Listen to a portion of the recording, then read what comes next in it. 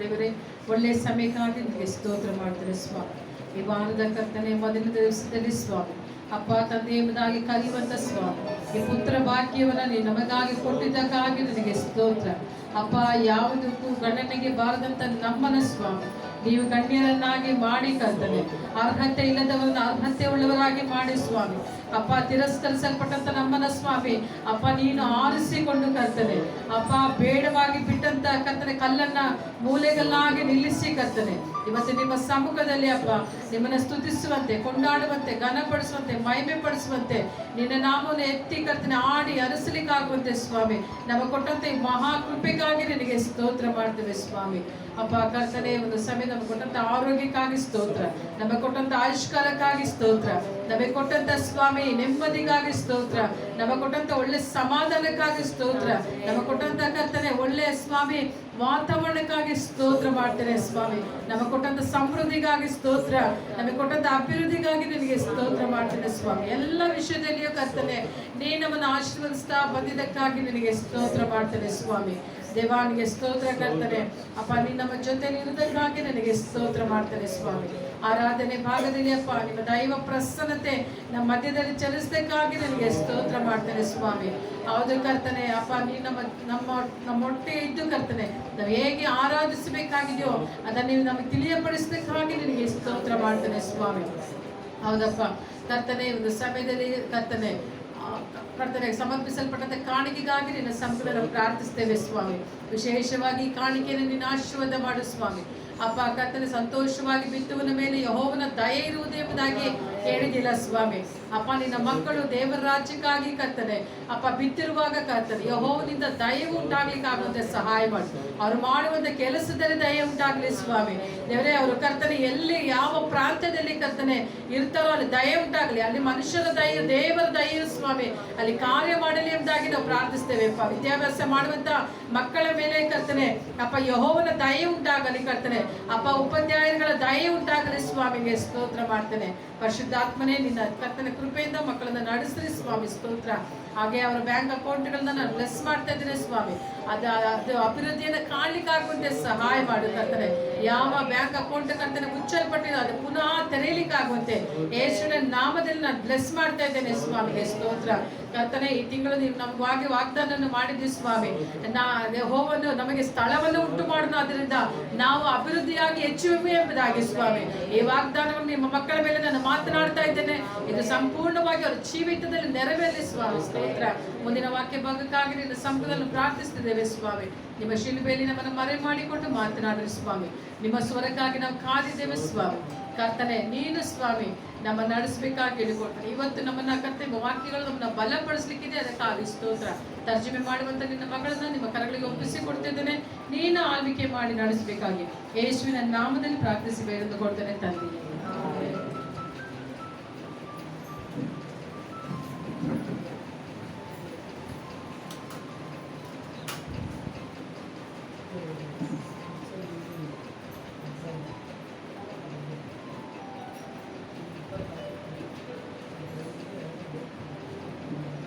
Scripture union ವತಿಯಿಂದ Bible quiz ಏರ್ಪಡಿಸಲಾಗಿದೆ. ಅದನ್ನು ನಾನು ನಿಮ್ಮ ವಾಟ್ಸಪ್ಗೆ ನಾನು ಕಳಿಸ್ತೀನಿ. ಆಸಕ್ತಿ ಉಳ್ಳವರು ಹೆಸರನ್ನು ಕೊಡ್ಬೋದು, ಮತ್ತು ಅದನ್ನು ನೀವು ಓದ್ಕೊಟ್ಟು ಎಕ್ಸಾಮನ್ನು ಬರೀಬೋದು.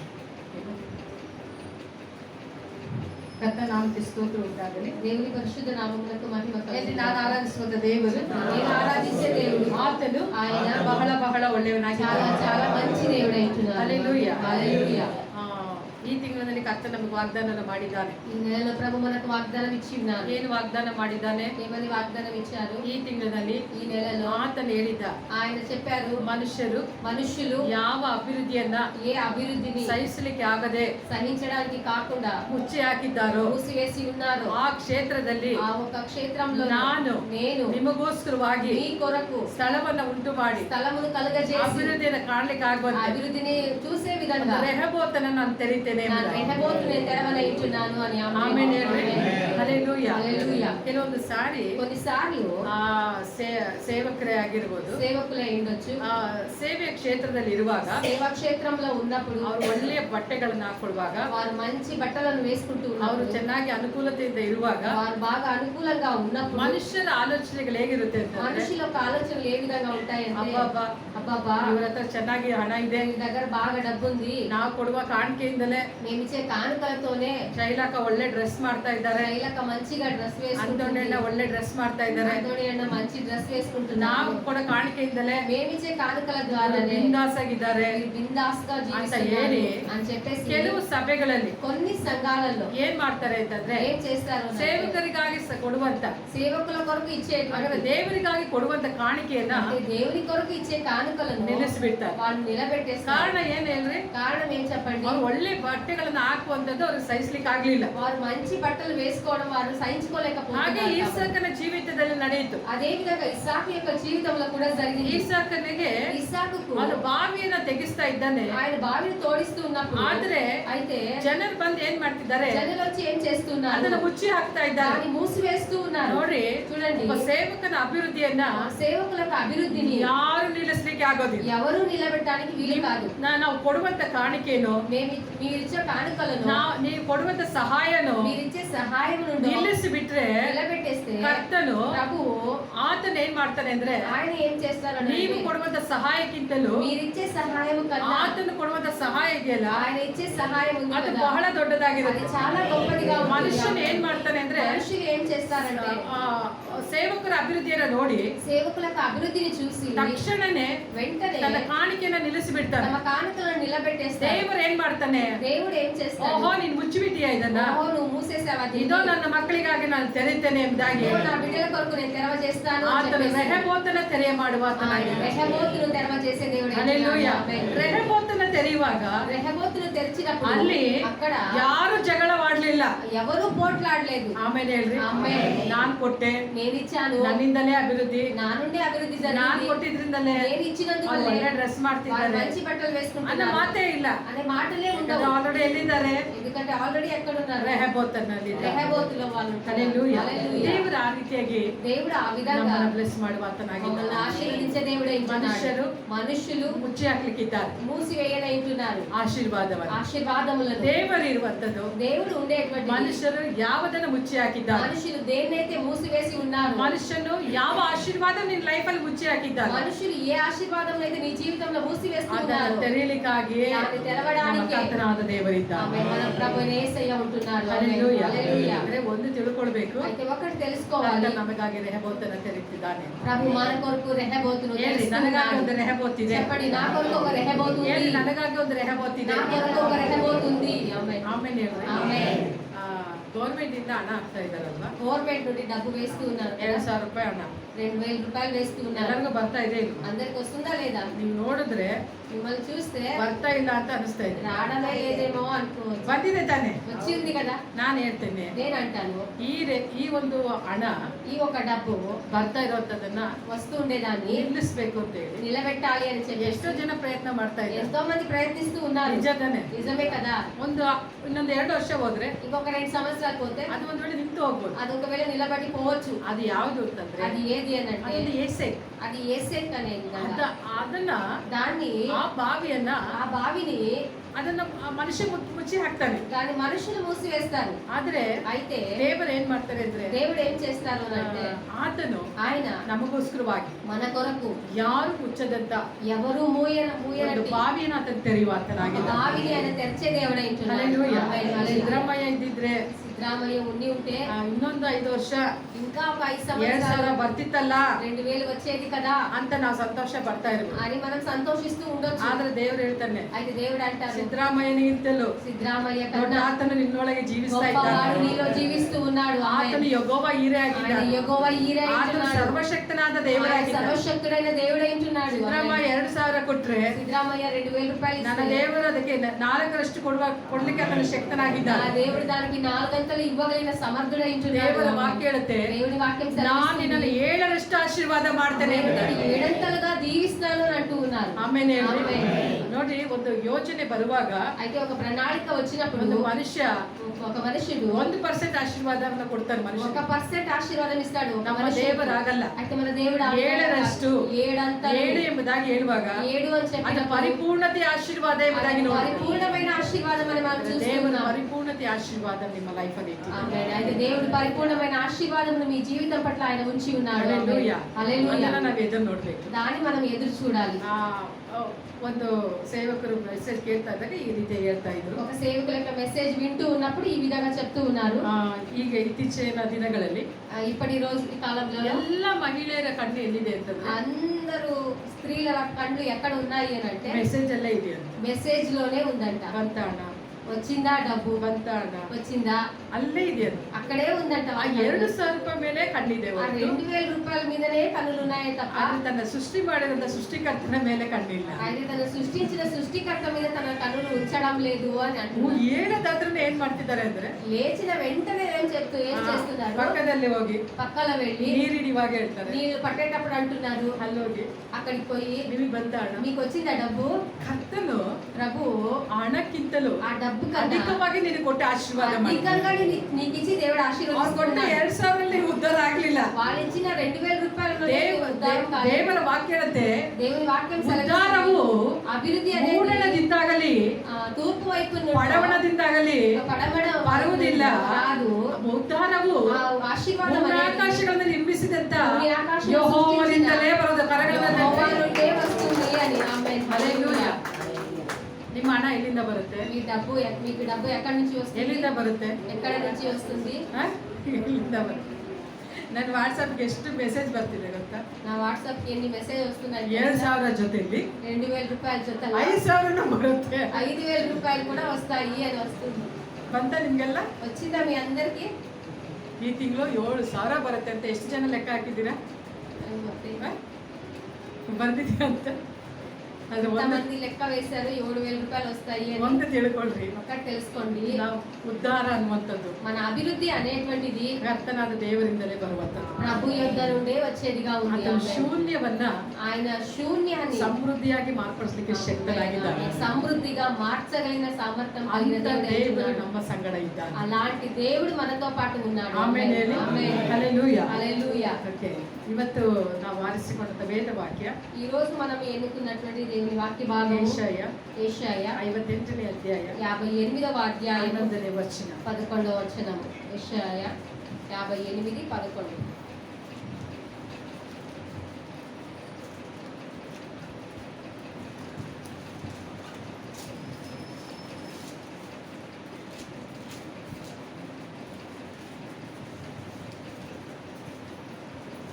యెహోవా నిన్ను నిత్యము నడిపించును, క్షామకాలమున ఆయన నిన్ను తృప్తిపరచి నీ ఎముకలను బలపరచును.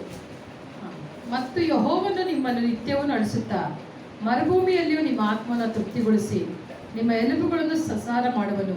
ನೀವು ತಂಪಾದ ತೋಟಕ್ಕೂ ನೀರಿಗೂ ಮೋಸವಿಲ್ಲದ ಬುಗ್ಗೆಗೂ ಸಮಾನವಾಗಿರುವಿರಿ. ಈ ವಾಕ್ಯದಲ್ಲಿ ನಾವು ನೋಡ್ತೇವೆ, ఈ వాక్య భాగంలో మనం చూస్తూ ఉన్నాము, ಕರ್ತನು ನಿಮ್ಮನ್ನ ನಿತ್ಯವಾಗಿ ನಡೆಸಿ. ప్రభు మిమ్మల్ని నిత్యము నడిపిస్తూ. ಎಲ್ಲರೂ ಹೇಳ್ರಿ, ಕರ್ತನು చెప్పండి, ప్రభువు ನಮ್ಮನ್ನ మమ్మలను ನಿತ್ಯವೂ ನಡೆಸುತ್ತಾ. నిత్యము నడిపిస్తూ. ಹೇಳ್ರಿ, ಕರ್ತನು ನನ್ನನ್ನ, ప్రభు నన్ను, ಹೇಳ್ರಿ, కರ್ತನು చెప్పండి, ప్రభు ನನ್ನನ್ನ నన్ను ನಿತ್ಯವೂ ನಡೆಸುವ ಆತನಾಗಿದ್ದಾನೆ. నిత్యము నడిపించే దేవుడు అంటున్నాడు. ಹಲ್ಲೆಲೂಯಾ. హల్లెలూయా. ಯಾವತ್ತು ಒಂದು ದಿನ ఏదో ఒక్క రోజు ನಮ್ಮ ನಡೆಸುವಂತ ದೇವರಲ್ಲ, మనం నడిపించే దేవుడు కాదు. ಪ್ರತಿ ದಿನ ಆತ ನಡೆಸುವ ಆತನಾಗಿದ್ದಾನೆ. ఈ రోజు మనం నడిపించే దేవుడు అంటున్నాడు. ಆಮೇನ್. ಇವತ್ತು ఈ రోజు ನಾವು ತಿಳ್ಕೊಳ್ಬೇಕಾದದ್ದು మనం ಏನಂತಂದ್ರೆ, తెలుసుకోవాల్సింది ఏమి అని అంటే, ನಮಗೆ ಬೇಕಾದಂತ మనకు కావాల్సిన ಆಲೋಚನೆಯನ್ನ ఆలోచనలను ಆತನು ಕೊಟ್ಟು ನಮ್ಮ ನಡೆಸುವ ಆತನಾಗಿದ್ದಾನೆ. ఆయన మనకి ఇచ్చి నడిపించే దేవుడు అంటున్నాడు. ಈಗ ನಮ್ಮ ಮನೆಯಲ್ಲಿ ఇప్పుడు మన ఇంట్లో ಮಕ್ಕಳು ಇದ್ದಾರಲ್ವಾ, పిల్లలు ఉన్నారు కదా, ಆ ಮಕ್ಕಳನ್ನ ಪೋಷಿಸುವುದಕ್ಕೆ ఆ పిల్లలను పోషించడానికి ದೇವರು ಏನ್ ಮಾಡಿದ್ದಾರೆ, దేవుడు ఏం చేస్తున్నాడు? ನಮಗೆ ಶಕ್ತಿಯನ್ನು ಕೊಟ್ಟಿದ್ದಾರೆ. మనకు శక్తిని ఇచ్చి ಅದನ್ನಿತ್ತನ ಮಿಗಿಲಾಗಿ దానికన్నా మిక్కిలిగా ಅವ್ರಿಗೆ ನಡೆಸಬೇಕಂತ ಮಾರ್ಗವನ್ನ ತೋರಿಸ್ಲಿಕ್ಕೋಸ್ಕರವಾಗಿ వారు నడవవలసిన మార్గం చూపించడానికి ಆಲೋಚನೆಯನ್ನ ಕರ್ತನ ತಂದೆ ತಾಯಿಗಳಿಗೆ ಕೊಟ್ಟಿದ್ದಾರೆ. ఆలోచనలు ప్రభు తల్లిదండ్రులకు ఇచ్చి ఉన్నాడు. ಮಕ್ಕಳು ಪ್ರತಿದಿನ పిల్లలు ప్రతిరోజు ತಂದೆ ತಾಯಿಯ ಮಾರ್ಗದರ್ಶನದಲ್ಲೇ ನಡೀತಾ ಇದ್ದಾರೆ. తల్లిదండ్రుల యొక్క మార్గ చొప్పునే వాళ్ళు నడిచేవారుగా వారు ఉంటారు. ಪ್ರತಿದಿನ ತಂದೆ ತಾಯಿ ಅಂಡರಲ್ಲೇ ಇದ್ದಾರೆ ಅವರು. ప్రతిరోజు తల్లిదండ్రుల యొక్క వాళ్ళకి లోబడే వారు జీవిస్తూ ఉన్నారు. ಈಗ ನಾವು ಗಮನಿಸೋದಾದ್ರೆ ఇప్పుడు మనం గమనించినట్లయితే ಈಗ ಎಸ್ತರ್ ಇದ್ದಾನೆ. ఇప్పుడు ఎస్తేర్ ఉంది. ಎಸ್ತರ್ ಏನ್ ಮಾಡ್ತಾಳೆ? ఎస్తేర్ ఏం చేస్తుంది? ಶಾಲೆಗೆ ಹೋಗ್ತಾಳೆ. స్కూల్ కి వెళ్తుంది. ಹೋಗುವಾಗ వెళ్ళేటప్పుడు ಅವ್ರ ತಂದೆ ಏನ್ ಮಾಡ್ತಾರೆ? వారి తండ్రి ఏం చేస్తారు? ಅವಳ ಕರ್ಕೊಂಡೋಗಿ ಡ್ರಾಪ್ ಮಾಡ್ತಾರೆ. ఆమె పిలుచుకొని వెళ్ళి డ్రాప్ చేస్తారు. ಪುನಃ ಅವಳು ಶಾಲೆಯಿಂದ మళ్ళీ ఆమె స్కూల్ నుండి ಬರುವಾಗ వచ్చినప్పుడు ಮತ್ತೆ ಅವಳನ್ನ ಏನ್ ಮಾಡ್ತಾರೆ? మళ్ళీ ఆయన ఏం చేస్తారు? ಅವಳನ್ನ ಪಿಕಪ್ ಮಾಡ್ತಾರೆ. ఆమెను పికప్ చేసుకుంటారు. ಮನೆಗೆ ಕರ್ಕೊಂಡು ಬರ್ತಾರೆ. ఇంటికి పిలుచుకొని వస్తారు. ನೋಡ್ರಿ, చూడండి, ಪ್ರತಿದಿನ ತಂದೆ ಏನ್ ಮಾಡ್ತಿದ್ದಾನೆ? ప్రతిరోజు తండ్రి ఏం చేస్తారు? ಅವಳನ್ನ ನಡೆಸ್ತಾ ಇದ್ದಾರೆ. ఆమెను నడిపిస్తూ ఉన్నారు. ಅಂದ್ರೆ ಒಂದು ಜವಾಬ್ದಾರಿ. అంటే ఒక బాధ్యత. ಈ ಸಮಯಕ್ಕೆ ఈ సమయానికి ನನ್ನ ಮಗಳು ಬರ್ತಾಳೆ, నా బిడ్డ వస్తుంది. ಈ ಸಮಯಕ್ಕೆ ఈ సమయానికి ನನ್ನ మಗಳನ್ನ ನಾನು ಕರ್ಕೊಂಡೋಗಿ ಬಿಡಬೇಕು. నా బిడ్డని తీసుకొని విడిచిపెట్టాలి. ಒಂದು ವೇಳೆ 6 ಗಂಟೆ 6:30 ಆಗ್ಬಿಟ್ರೆ ಮಲಗಿದ್ರು ಸರಿ, ఒకవేళ 6 గంటలు 6:30 అయినా వారు నిద్రిస్తూ ఉన్నా కూడా ತಕ್ಷಣ ಏನಾಗುತ್ತೆ ಅಂದ್ರೆ వెంటనే ఏం చేస్తారు? ಅವ್ರು ಎದ್ದು ಬಿಡ್ತಾರೆ. వారు లేచేస్తారు. ಯಾಕೆ? ఎందుకు? ಒಂದು ಜವಾಬ್ದಾರಿ ಇದೆ. ఒక బాధ్యత ఉంది వారి ಯಾಕಂದ್ರೆ మీద. ನನ್ನ ಮಗಳನ್ನ ఎందుకంటే నా బిడ్డను ನಾನು ಕರ್ಕೊಂಡು ಹೋಗ್ಬೇಕು. పిలుచుకొని వెళ్ళాలి. ಪ್ರತಿದಿನ ప్రతిరోజు ಅವ್ರಿಗೆ ಏನಾಗಿದೆ ಅಂದ್ರೆ వారికి ఏమైంది అంటే ಇದೊಂದು ಡೈಲಿ ಕೆಲಸ ಆಗ್ಬಿಟ್ಟಿದೆ. ఇది రోజు ఒక పనిగా మారింది. ಅದೇ ಇದೊಂದು ಡೈಲಿ ಲೈಫ್ ಸ್ಟೈಲ್ ಅಂತಾನೆ ಹೇಳ್ಬೋದು. ఇది ఒక డైలీ లైఫ్ స్టైల్ అనే అనొచ్చు. ಈಗ ಪ್ರತಿದಿನ ಅವರು ಮಗಳನ್ನ ನಡೆಸ್ತಾ ಇರುವಾಗ ఈ విధంగా ప్రతిరోజు బిడ్డను నడిపిస్తూ ಅವರ ఉన్నారు. ಮೈಂಡ್ ಎಲ್ಲಿದೆ? ಈಗ వారి మైండ్ ఎక్కడ ఉంది? 6 ಗಂಟೆ ಆದ್ರೆ ಮೈಂಡ್ ಎಲ್ಲಿ ಇರುತ್ತೆ? ಬೆಳಗ್ಗೆ 6 ಗಂಟೆ ಆದ್ರೆ ಮಗಳ ಮೇಲೆ ಇರುತ್ತೆ. ఉదయం 6 గంటలు అయినప్పుడు ఆలోచన అంతా ఎవరి మీద ఉంటుంది? బిడ్డ మీదనే ఉంటుంది. ಎಷ್ಟೇ ಕೆಲಸ ಇದ್ರು ఎన్నే పనులున్నా ಫಸ್ಟ್ ಮೈಂಡ್ ಬರುತ್ತೆ ಏನ್ ಗೊತ್ತಾ? ఫస్ట్ మైండ్ కి వచ్చేది ನನ್ನ ಮಗಳನ್ನ ಕರ್ಕೊಂಡೋಗಿ ಬಿಡ್ಬೇಕು. నా బిడ్డను తీసుకొని పోయి విడిచిపెట్టాలి. ಸಂಜೆ 5 ಗಂಟೆ ಆದ್ಮೇಲೆ సాయంకాలం 5 గంటలు అయిన ತಂದೆಗೆ ಎಷ್ಟೋ ಕೆಲಸ ಇರುತ್ತೆ. తండ్రికి ఎన్నో పనులు ఉంటాయి. ಆದ್ರೆ ತಂದೆ ಏನ್ ಮಾಡ್ತಾನೆ? అయితే తండ్రి ಈ ಸಮಯಕ್ಕೆ ನನ್ನ ಮಗಳು ಬರ್ತಾಳೆ. ఈ సమయానికి నా బిడ్డ ಆ వస్తుంది. ಸಮಯದಲ್ಲಿ ఆ సమయంలో ಏನೇ ಕೆಲಸಗಳಿದ್ರು ఏమే పనులు ఉన్నా కూడా ಅದನ್ನ ಬದಿಗೊತ್ತಿ దాని పక్కన పెట్టి ಆತನ ಏನ್ ಮಾಡ್ತಾನೆ? ఆయన ఏం చేస్తారు? ನನ್ನ ಮಗಳನ್ನ ಕರ್ಕೊಂಡು ಬರುವಂತ ಕೆಲಸನ ಮಾಡ್ತಾನೆ. తన బిడ్డను పిలుచుకొని వచ్చే పనిని ఆయన చేస్తారు. ಒಬ್ಬ ತಂದೆಯೇ, ఒక తండ్రినే, ಈ ಲೋಕದ ತಂದೆಯೇ ఈ లోకపు తండ్రినే ತನ್ನ ಮಕ್ಕಳ ಕುರಿತಾಗಿ తన బిడ్డల గురించి ನಿತ್ಯವೂ ప్రతిరోజు ಜವಾಬ್ದಾರಿ ಉಳ್ಳವನಾಗಿದ್ದಾನೆ ಅಂತಂದ್ರೆ బాధ్యత కలిగి ఉన్నాడు అని అంటే ನೀನು ಆರಾಧಿಸುವಂತ ದೇವರು, నువ్వు ఆరాధించే ನಿನ್ನ దేవుడు, ಪರಲೋಕದ ತಂದೆ నీ పరలోకపు తండ్రి ಅಷ್ಟೇ ಬಾಧ್ಯತೆ ಉಳ್ಳವನಾಗಿದ್ದಾನೆ. అంతే బాధ్యత కలిగి ఉన్నాడు. ಪ್ರತಿದಿನ ప్రతిరోజు ನೀನು ಹೋಗುವಾಗ నువ్వు వెళ్ళేటప్పుడు ನಿನ್ನ ಸಂಗಡ ಆತನಿದ್ದಾನೆ. నీతో పాటు ఆయన ఉంటున్నాడు. ಮೋಶೆ ಹೇಳ್ತಾನೆ, మోషే అంటాడు, ಸ್ವಾಮಿ స్వామి ನೀನು ನನ್ನ ಜೊತೆಯಲ್ಲಿ ಬರದೆ ಹೋದ್ರೆ నువ్వు నాతో పాటు రాకపోతే ನಾನು నేను ಇವರನ್ನ ಕರ್ಕೊಂಡು ಕಾನಾನಿಗೆ ಹೋಗೋದಿಲ್ಲ ಎಂಬುದಾಗಿ. వీరిని పీల్చుకొని కానానికి నేను వెళ్ళలేను అని ನೀನು ನನ್ನ అంటున్నాడు. ಜೊತೆಯಲ್ಲಿ ಬರ್ಬೇಕು. నువ్వు నాతో పాటు రావాలి దేవా ಅದೇ అని అన్నాడు. ಪ್ರಕಾರನೇ అదే ನಮ್ಮ విధంగా ಕರ್ತನಾದ ದೇವರು మన ప్రభువైన యేసయ్య ಪ್ರತಿದಿನ ನಮ್ಮ ನಡೆಸ್ತಾ ಇದ್ದಾನೆ. ప్రతి రోజు మనం నడిపిస్తూ ఉన్నాడు. ಹಲ್ಲೆಲೂಯಾ. హల్లెలూయా. ನಡೆಸುವಂತ ಜವಾಬ್ದಾರಿಯನ್ನ నడిపించే ఒక బాధ్యతను ಬೇರೆ ಯಾರಿಗೂ ಕೊಡೋದಿಲ್ಲ, వేరే ఎవరికో ఆయన ఇవ్వడు. ಬೇರೆ ಯಾರಿಗೂ ಕೊಡೋದಿಲ್ಲ. వేరే ఎవరికి ఇవ్వడు. ಕೊಡ್ಬೇಕಂತಂದ್ರು ఇవ్వాలి అని అన్నా కూడా ಬಹಳ ಯೋಚನೆ ಮಾಡೇ ಕೊಡ್ತಾರೆ. చాలా యోచించే ఆయన ఇస్తాడు. ಯಾಕಂದ್ರೆ ನಿಮ್ಮನ್ನ ನಡೆಸುವಂತ అయితే మిమ్మల్ని నడిపించేటువంటి ಜವಾಬ್ದಾರಿಯನ್ನ ఒక బాధ్యతను ಕರ್ತನಾದ ದೇವರೇ ತೆಗೆದುಕೊಂಡಿದ್ದಾರೆ. ప్రభువైన యేసయ్యే తీసుకొని ಆಮೇಲೆ ఉంటున్నాడు. ಚೆನ್ನಾಗಿ ఆమేన్. ಹಲ್ಲೆಲೂಯಾ. హల్లెలూయా. ನೀವು ಅನ್ಕೊಳ್ತಾ ಇರ್ಬೋದು, మీరు అనుకుంటూ ఉండొచ్చు, ಇವತ್ತು ನೀವು ಹೊರಗೆ ಹೋಗ್ತಾ ಇದ್ದೀರಾ, ఈ రోజు మీరు బయటికి వెళ్తున్నారు, ಒಳಗೆ ಮನೆಗೆ ಬರ್ತಾ మన ಇದ್ದೀರಾ, ఇంటికి వస్తూ ఉన్నారు, ಹೇಗೆ ಇದೆಲ್ಲ ಸಾಧ್ಯ? ఏ విధంగా ఇదంతా సాధ్యం? ಸುರಕ್ಷಿತವಾಗಿ ಹೋಗಿ మేము సురక్షితంగా ಸುರಕ್ಷಿತವಾಗಿ ಹಿಂತಿರುಗ್ತಿದ್ದೇವೆ. సురక్షితంగా వెనక్కి ಕಾರಣ వస్తున్నాము. ಯಾಕೆ? కారణం ఏమో? ಕಾರಣ ಏನಂತಂದ್ರೆ కారణం ఏమంటే ನಿನ್ನ ತಂದೆ నీ తండ్రి ನಿನ್ನನ್ನು ನಡೆಸ್ತಾ ಇದ್ದಾನೆ. నిన్ను నడిపిస్తూ ఉన్నాడు. ಹಲ್ಲೆಲೂಯಾ. హల్లెలూయా. ಇದು ಯಾರಿಗೆ ಇಲ್ಲ ಅಂತಂದ್ರೆ ఇది ఎవరికి లేదు ಒಂದು అంటే ಲೋಕದವರಿಗೆ ಇಲ್ಲ. ఇది లోకపు ಆದ್ರೆ వాళ్ళకి లేదు. ನಮಗಾದರೂ అయితే మనకైతే ಒಳ್ಳೆ ತಂದೆ ನಮಗಾಗಿ ಇದ್ದಾನೆ. మంచి తండ్రి మన కొరకు ఉన్నాడు. ಹಲ್ಲೆಲೂಯಾ. హల్లెలూయా. ಆತ ನಮ್ಮನ್ನು ನಡೆಸ್ತಾ ಇದ್ದಾನೆ. ఆయన మనం నడిపిస్తూ ఉన్నాడు. ಹೊರಗೆ ಹೋದವರು ಮನೆಗೆ ಬರೋದಿಲ್ಲ ಎಷ್ಟೋ ಜನ. బయటికి వెళ్ళినా ఎంతో మంది ఇంటికి రాలేరు. ಎಷ್ಟು ಅಪಘಾತಗಳಲ್ಲಿ ಸತ್ತು ಹೋಗ್ತಾ ಇದ್ದಾರೆ. ఎన్నో ఆపదలలో వాళ్ళు మరణిస్తూ ఉన్నారు. ಆದ್ರೆ ದೇವರು ನಮ್ಮನ್ನ అయితే దేవుడు మనల్ని ಸುರಕ್ಷಿತವಾಗಿ ನಡೆಸ್ತಾ ಇದ್ದಾನೆ. సురక్షితంగా నడిపిస్తూ ఉన్నాడు. ನಿತ್ಯವೂ ನಡೆಸ್ತಾ ಇದ್ದಾನೆ. నిత్యము నడిపిస్తూ ನಿನಗೆ ఉన్నాడు. ಏನ್ ಬೇಕಾಗಿದೆಯೋ మీకు ఏం కావాల్సి ఉందో ಅದೆಲ್ಲವನ್ನ ಸಂಧಿಸ್ತಾ ಇದ್ದಾನೆ. వాటన్నిటిని ఆయన సమకూర్చుతూ ఉన్నాడు. ಆಮೇಲೆ ಹೇಳ್ರಿ ಗಂಟೆಗೆ ಹಲ್ಲೆಲೂಯಾ. ಹಲ್ಲೆಲೂಯಾ. ಪ್ರತಿದಿನ ನಡೆಸ್ತಾ ಇದ್ದಾನೆ. ప్రతిరోజు నడిపిస్తూ ఉన్నాడు. ಒಳ್ಳೆ ಆಲೋಚನೆಯನ್ನ ಆತನ ಹೇಳಿಕೊಡ್ತಾ ಇದ್ದಾನೆ. మంచి ఆలోచనలు ఆయన చెప్పిస్తున్నాడు. ಕೆಲವೊಂದು ಸಾರಿ కొన్నిసార్లు ನಮ್ಮಿಂದ ಕೆಲಸವನ್ನು ಮಾಡಲಿಕ್ಕೆ ಆಗೋದಿಲ್ಲ. మన నుండి పనులు చేయడానికి వీలు కాదు. ಕೆಲವೊಂದು ಕಾರ್ಯಗಳನ್ನ ನಾವು ಕರೆಗಳಲ್ಲಿ ತೆಗೆದುಕೊಂಡಾಗ కొన్ని కార్యాలు మన చేతిలోకి మనం తీసుకున్నప్పుడు ನಮ್ಮಿಂದ ಆಲೋಚನೆ ಮಾಡ್ಲಿಕ್ಕೆ ಆಗೋದಿಲ್ಲ. మన నుండి ఆలోచన చేయడానికి కూడా వీలు కాదు. ಇದು ಮಾಡಿದ್ರೆ ಸರಿನಾ, అయితే ఇది చేస్తే బాగుంటుందా, ಇದು ಮಾಡಿದ್ರೆ ಸರಿ ಹೋಗೋದಿಲ್ವಾ, ఇది చేస్తే సరిపోదా, ಸರಿನಾ, తప్ప సరినా ನಿರ್ಧರಿಸೋದಕ್ಕೆ ನಮ್ಮಿಂದ ಆಗೋದಿಲ್ಲ. నిర్ధారించడానికి మన వల్ల వీలు కాదు. ಅಂತ ಸಮಯದಲ್ಲಿ అలాంటి సమయంలో ಕರ್ತನಾದ ದೇವರು ప్రభు ಒಳ್ಳೆ ಆಲೋಚನಾ ಕರ್ತನಾಗಿದ್ದು మంచి ఆలోచనకర్తగా ఉండి ಆತ ನಮ್ಮ ನಡೆಸುವ ಆತನಾಗಿದ್ದಾನೆ. ఆయన మనం నడిపించే దేవుడే. హల్లెలూయా. ಯೆಶಾಯ 9ನೇ ಅಧ್ಯಾಯ 6ನೇ ವಚನದಲ್ಲಿ ನೋಡ್ತೇವೆ. ಯೆಶಾಯ 9:6 మనం ಆತನಿಗೆ చూస్తున్నాము. ಒಂದು ಒಳ್ಳೆ ಹೆಸರಿದೆ. ఆయనకు ఒక మంచి పేరు ఉంది. ಅತಿಶಯನಾದಂತ ಆಲೋಚನಾ ಕರ್ತನೆ ಎಂಬುದಾಗಿ. అతిశయము కలిగిన ఆలోచన కర్త అని ఉంటున్నది. ಆಲೋಚನೆಯಲ್ಲಿ ఆలోచనలో ಅತಿಶಯನಾದಂತ ದೇವರು. అతిశయమైన దేవుడు అని. ಹೇಗೆ ಅಂತ ఏ విధంగా అంటే ನಿತ್ಯವೂ ನಮ್ಮ ನಡೆಸ್ತಾನೆ. నిత్యము మనల్ని నడిపిస్తాడు. ಹೇಗೆ ನಡೆಸ್ತಾನೆ ಅಂದ್ರೆ ఏ విధంగా నడిపిస్తాడు అని అంటే ತನ್ನ ಆಲೋಚನೆ ಪ್ರಕಾರವಾಗಿ ನಡೆಸ್ತಾನೆ. తన ఆలోచన చొప్పున ఆయన నడిపిస్తాడు. ನಡೆಸೋದು ಮಾತ್ರ ಅಲ್ಲ, నడిపించడం మటుకే ಆ కాదు. ಆಲೋಚನೆ ಹೇಗಿರುತ್ತೆ ಅಂತಂದ್ರೆ ఆలోచన ఏ విధంగా ఉంటుందంటే ಅತಿಶಯವಾಗಿರುತ್ತೆ. అతిశయకరంగా ఉంటుంది. ಅತಿಶಯ ಅಂತಂದ್ರೆ అతిశయము అని అంటే ಅತಿಶಯ ಅಂತಂದ್ರೆ ಏನು? ಅತಿಶಯ ಅಂದ್ರೆ ಏನು? ಸಂತೋಷ. ಅತಿಶಯ ಅಂತಂದ್ರೆ అతిశయము అంటే ಆಶ್ಚರ್ಯ. ಆಶ್ಚರ್ಯ ನಾವು ಅಂದ್ರೆ ಊಹಿಸ್ಲಿಕ್ಕೆ ಆಗದೆ ಇರುವಂತ ಒಂದು ಆಲೋಚನೆ. అంటే మనం ఊహించలేనటువంటి ఆలోచన అని. ಅದಕ್ಕೆ ಯೆರೆಮೀಯ 29:11 ಹೇಳುತ್ತೆ. అందుకే ఇర్మియా 29:11 చెప్తుంది, ನಿನ್ನ ಆಲೋಚನೆಗಳಿಗಿಂತಲೂ నీ ఆలోచనల కన్నా ನನ್ನ ಆಲೋಚನೆಗಳು ಶ್ರೇಷ್ಠವಾಗಿವೆ. నా ఆలోచనలు శ్రేష్టముగా ఉంటున్నాయి. ನಿನ್ನ ಹೆಸರಿನಲ್ಲಿ నీ పేరు మీద ನಾನಿಟ್ಟಿರುವಂತ ಆಲೋಚನೆಗಳು నేను పెట్టిన ఉద్దేశములు ಒಳ್ಳೆ ಆಲೋಚನೆಗಳೇ. అవి మంచి ఆలోచనలు ಅದು ಕೆಟ್ಟ ಆಲೋಚನೆಗಳು ಅಲ್ಲವೇ ಅಲ್ಲ. చెడు ఆలోచనలు కానే కావు అని అంటున్నారు. ಹಲ್ಲೆಲೂಯಾ. హల్లెలూయా. ಒಂದು ತಂದೆ ఒక తండ్రి ತನ್ನ ಮಕ್ಕಳ ಕುರಿತಾಗಿ తన బిడ్డల గురించి ಒಳ್ಳೆ ಆಲೋಚನೆಯನ್ನು ಒಳಗೊಂಡಿರೋ ಪ್ರಕಾರವೇ మంచి ఆలోచన కలిగినట్లుగా ನಮ್ಮ ಪರಲೋಕದ ತಂದೆಯು మన పరలోకపు తండ్రి కూడా ಅತಿಶಯವಾದಂತ ಆಲೋಚನೆಯನ್ನು ಒಳಗೊಂಡಿರ್ತಾನೆ. ఆమెన్ అతిశయమైన ఆలోచన కలిగి ఉంటున్నాడు. ಮಕ್ಕಳು ಆಶ್ಚರ್ಯ ಪಡುವ ಹಾಗೆ ಒಂದು ಆಲೋಚನೆಯನ್ನು ಆತನು ಕೊಡುವ ಆತನಾಗಿದ್ದಾನೆ. పిల్లలు ఆశ్చర్య పొందే విధంగా ఆయన ఆలోచన కలిగి ఉంటున్నాడు. ಕೆಲವೊಂದು ಸಾರಿ ನಾವೇನಾದ್ರೂ ವರ್ಕ್ ಮಾಡಿದಾಗ కొన్నిసార్లు మనం ఏమైనా పని చేసినప్పుడు ಅಯ್ಯೋ ನನಗೆ ಈ ಕೆಲಸ ಮಾಡ್ಲಿಕ್ಕೆ ಬರೋದಿಲ್ಲ, అయ్యో నాకు ఈ పని చేయడానికే రాదు, ಒಂದ್ సాರಿ ಟ್ರೈ ಮಾಡೋಣ ಅಂತ ಮಾಡಿದೆ, ఒకసారి ట్రై చేద్దాము అని చేశాను, ಸಕ್ಸಸ್ ಆಗ್ಬಿಟ್ಟು అది సక్సెస్ అయిపోయింది. ಎಲ್ಲಿಂದ ಸಾಧ್ಯ ಇದು? ఎక్కడి నుంచి సాధ్యమైంది? ಎಲ್ಲಿಂದ ಬಂತು? ఎక్కడి నుంచి ಇದು వచ్చింది? ಯಾರಿಂದ ಬಂತು? ఎవరి నుండి ಇದು వచ్చింది? ದೇವರಿಂದಲೇ ಬಂದಂತ. దేవుని నుండే వచ్చిందిగా ఉంటున్నది. ಹಲ್ಲೆಲೂಯಾ. హల్లెలూయా. ಯಾರಿಗಾದ್ರೂ ಪ್ರಾರ್ಥನೆ ಮಾಡ್ಲಿಕ್ಕೆ ಹೋಗಿರ್ತೀರ, ఎవరికైనా ప్రార్థన చేయడానికని వెళ్ళి ఉంటారు. ಪ್ರೇಯರ್ ಮಾಡ್ತಾ ಇರುವಾಗ ప్రార్థన చేస్తూ ಅವ್ರ ఉన్నప్పుడు ಮೇಲೆ ದೆವ್ವ ಬಂದಿರುತ್ತೆ. వారి ఒంటి మీద దెయ్యం వచ్చేసి ನೀವೇನ್ ఉంటుంది. ಮಾಡ್ತೀರಾ? మీరేం చేస్తారు? ಸ್ತೋತ್ರ ಮಾಡ್ತಾ ಇರ್ತೀರಾ, స్తోత్రం చేస్తూ ನಿಮ್ ఉంటారు. ಒಳಗೆ ಭಯ ಇದ್ದೇ ಇರುತ್ತೆ. మీ లోపల భయం ఉండే ఉంటుంది. ಅದಾದ್ಮೇಲೆ అదైన ಒಂದ್ తర్వాత ಹಾಡು ಹೇಳ್ತಾ ಇರ್ತೀರಾ, ఒక పాట పాడుతూ ಹಾಡು ఉంటారు. ಹೇಳುವಾಗ್ಲೇನೆ పాట పాడేటప్పుడే ದೆವ್ವ ಏನ್ ಮಾಡುತ್ತೆ? దెయ్యం ఏం ನಾನ್ చేస్తుంది? ಬಿಟ್ಟು ಹೋಗ್ತೀನಿ ಅಂತ ಹೇಳುತ್ತೆ. నేను విడిచి వెళ్ళిపోయేస్తాను అంటుంది. ಆಗ ನಿಮ್ಗೆ ಏನ್ ಅನ್ಸುತ್ತೆ? అప్పుడు మీకు ఏమనిపిస్తుంది?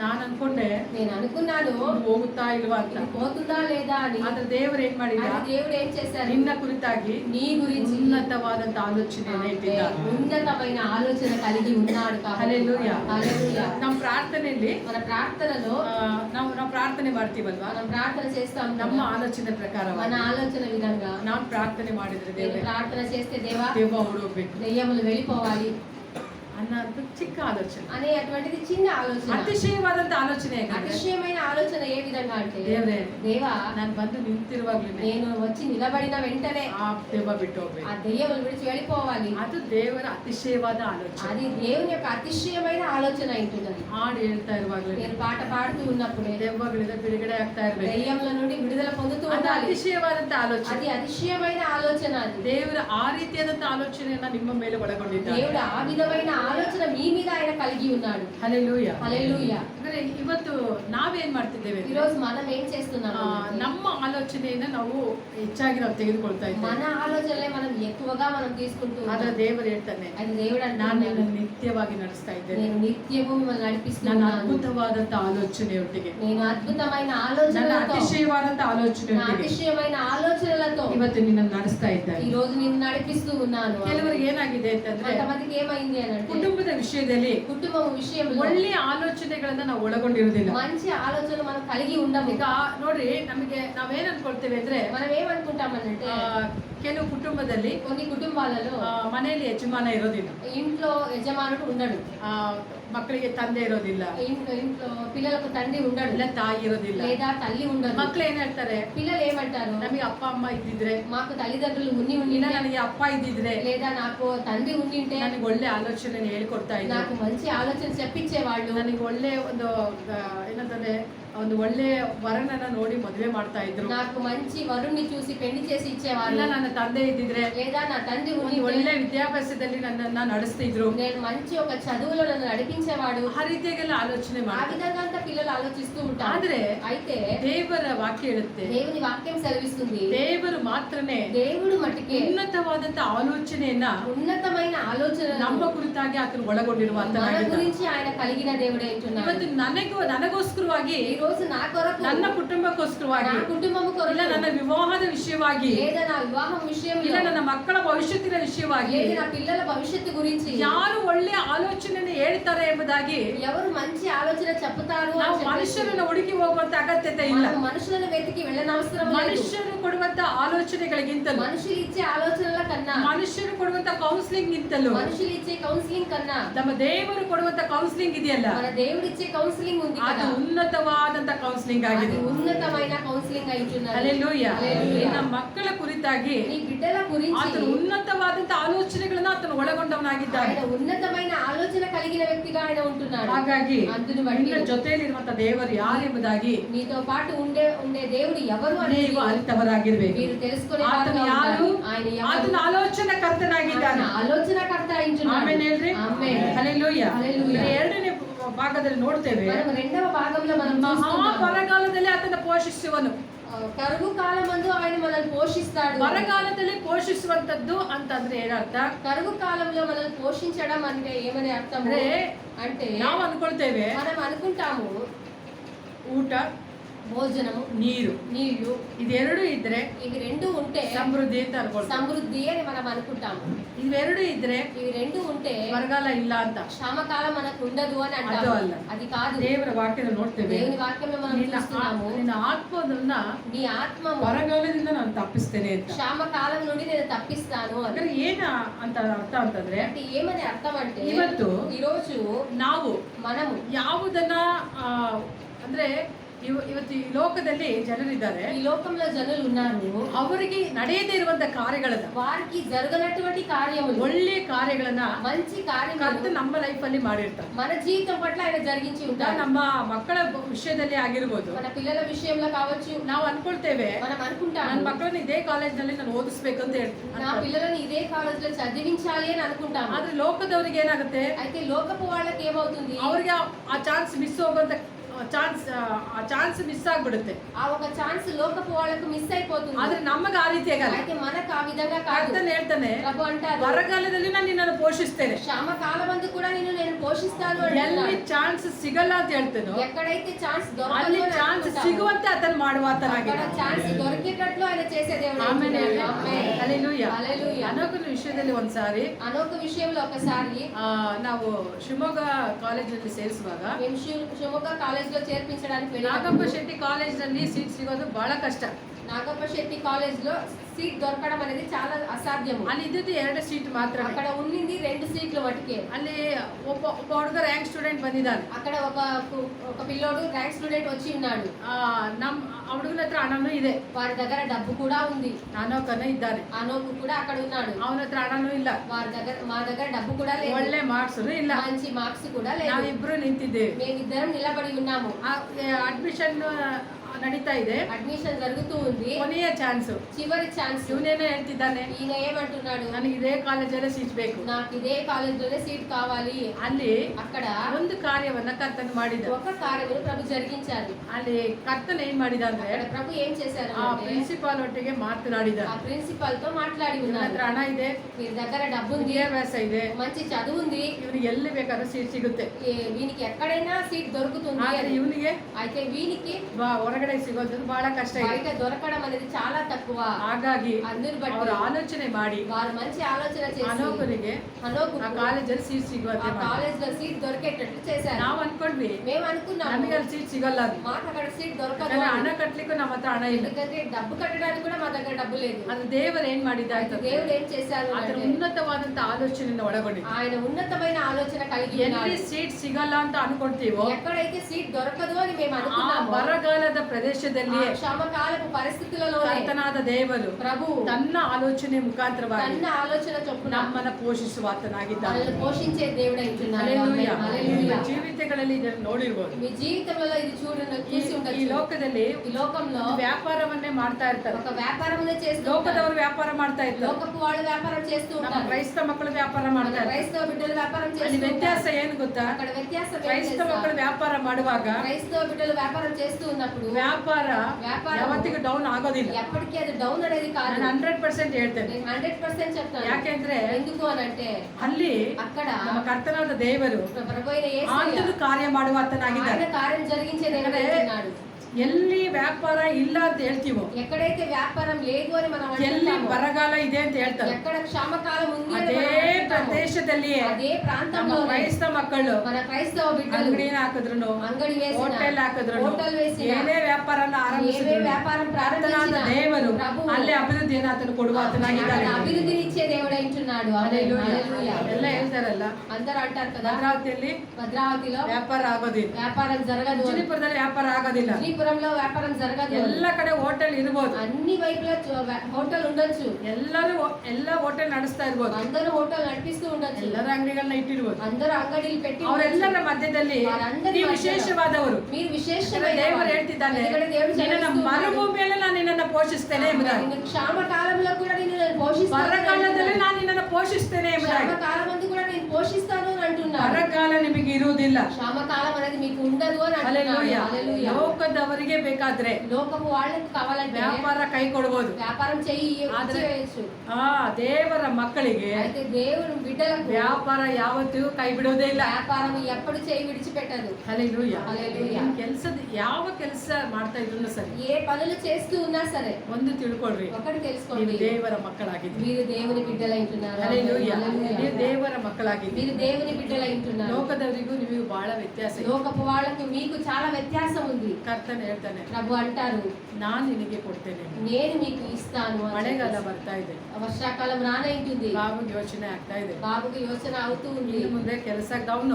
ఇంకా ముందుకు పనులు డౌన్. ಅದು ಯಾರಿಗೆ? అది ఎవరికి? ಈ ಲೋಕ ಜನರಿಗೆ. ఈ లోకపు జనులకు, ನಿನಗಲ್ಲ ಅದು. నీకు కాదని ಕರ್ತನ ಹೇಳ್ತಾನೆ, ప్రభు అంటారు, ಮಳೆಗಾಲದಲ್ಲಿ ಬರಗಾಲ ಬರಲ್ಲಪ್ಪ, వర్షాకాలంలో క్షామకాలం రాదు, ಮಳೆಗಾಲ ಬಂದ್ರೆ వర్షాకాలం వచ్చినా ಸಮೃದ್ಧಿನೇ. సమృద్ధినే. ಹಲ್ಲೆಲೂಯಾ. హల్లెలూయా. ದೇವರ ವಾಕ್ಯ ಹೇಳುತ್ತೆ, దేవుని వాక్యం ಮುಂಗಾರು సెలవిస్తుంది, ಮಳೆಯನ್ನು ನಾನು ನಿನ್ನ ಮೇಲೆ ಸುರಿಯ ಮಾಡ್ತೇನೆ తొలకరి ಎಂಬುದಾಗಿ. వర్షమును నేను నీ మీద కుమ్మరింపజేస్తాను అని అంటున్నాను. ದೇವರ ವಾಕ್ಯ ಹೇಳುತ್ತೆ, దేవుని వాక్యం సెలవిస్తుంది, ಯಾರು ನನ್ನನ್ನ ಆರಾಧಿಸುವುದಕ್ಕೆ ಬರ್ತಾರೋ ఎవరు నన్ను ఆరాధించడానికి ಅವರ వస్తారో ಮೇಲೆ ನಾನು ಮಳೆಯನ್ನು ಸುರಿಯ ಮಾಡ್ತೇನೆ వారి మీద ಎಂಬುದಾಗಿ. నేను వర్షమును కుమ్మరింపజేస్తాను అని అంటున్నాను. ದೇವರನ್ನು ಆರಾಧಿಸುವಂತ ಮಕ್ಕಳು, మీరు దేవుని ఆరాధించే బిడ్డలు, ನೀವು ಬರಗಾಲವನ್ನು ಎದುರು ನೋಡುದಿಲ್ಲ. మీరు క్షామకాలం ఎదురు చూడరు. ಜೂನ್ ತಿಂಗಳಲ್ಲಿ, ಜುಲೈ ತಿಂಗಳಲ್ಲಿ, ಆಗಸ್ಟ್ ರಲ್ಲಿ ನಿಮ್ಮ ಕೆಲಸಕ್ಕೆ ಯಾವ ಅಡ್ಡಿಯೋ ಬರಗಾಲವೂ ಇರುವುದಿಲ್ಲ.